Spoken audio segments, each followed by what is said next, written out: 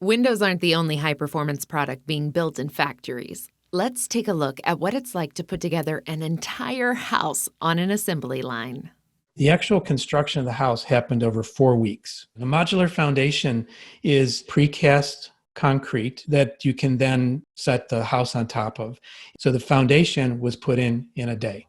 Maybe 4 days later, the house was brought to the site. They brought the modules together on site and they used a 120-ton crane. The modules themselves are about 40 tons each. This factory's been in existence, the one that we used in northwestern Pennsylvania, for 30 years.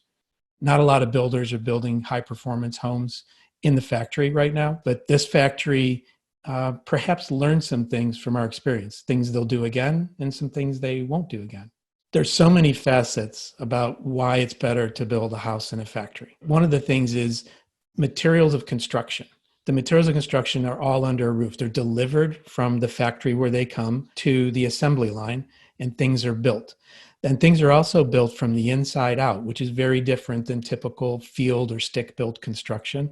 You also have workers who are consistently the same workers doing similar jobs day after day. The scaffolding that's constructed around the assembly line, people can reach what they're working on from a comfortable position. They're not up on a ladder. They're not worrying about their safety. They're not worrying about the outdoor elements.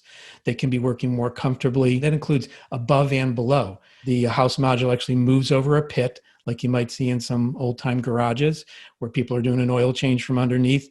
But the pit underneath, they'll be doing the wiring, the plumbing, all the underside work can be done from a comfortable position. So you have people focusing on the work and not trying to get the job done, but get the job done correctly.